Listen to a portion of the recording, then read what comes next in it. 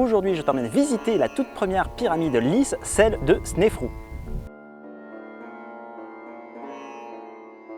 Cette pyramide, appelée aussi pyramide rouge, mesure 104 mètres de hauteur et a une base rectangulaire de 218 mètres par 221. Alors cette pyramide a conservé une petite partie de son parement de calcaire blanc. Il faut imaginer que toutes les pyramides étaient recouvertes de ces plaques-là et on devait les voir vraiment à des dizaines de kilomètres avec le soleil qui tapait dessus. Alors avant d'arriver à ce résultat, ils ont dû s'y reprendre à 2 fois car ils ont construit une première pyramide qui est la pyramide qui est juste en face, qui est la pyramide dite rhomboïdale. Ils avaient attaqué cette pyramide avec un angle de 54 degrés, mais c'était un petit peu trop pentu. Donc ils ont rectifié le tir et ils lui ont donné une pente de 43 degrés. D'ailleurs, 43 degrés, c'est l'angle de la pyramide définitive. En plus de sa forme originale, la particularité de cette pyramide, c'est qu'elle a gardé quasi intact son revêtement, ce qui nous donne une bonne idée de à quoi pouvaient ressembler les autres pyramides. Et maintenant, ça vous dirait de voir l'intérieur? Suivez-moi! L'entrée de la pyramide se trouve sur la face nord à 28 mètres de hauteur.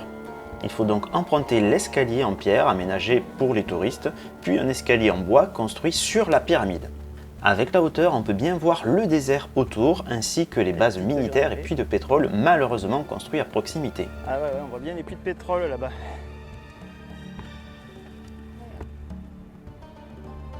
Au loin, on aperçoit la pyramide à degrés. Et voilà, descente en bas de la pyramide. Aïe, j'arrête pas de me cogner.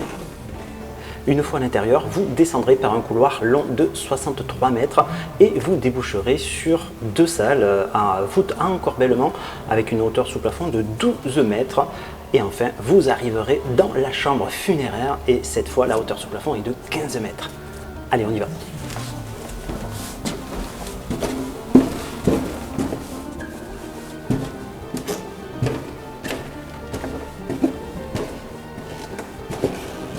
Wow.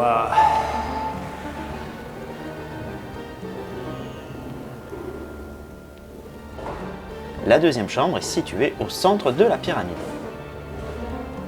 Alors voilà, arrivé dans un couloir et au fond de ce couloir, avec un petit tournant sur la droite, vous arriverez à la chambre funéraire. Alors on appelle ça la chambre funéraire, mais on n'a bien sûr jamais trouvé de dépouille ou quoi que ce soit dans cette salle. Les pilleurs avaient déjà fait leur travail il y a des milliers d'années. Bon, mais une fois en bas, il faut remonter. J'ai dû me cogner à peu près une bonne quinzaine de fois. Heureusement que j'avais la casquette à la descente. La montée est plus simple. Voilà, la visite est terminée. J'espère qu'elle t'aura plu. Si c'est le cas, laisse-moi un petit cœur, un commentaire et abonne-toi. Ciao, ciao!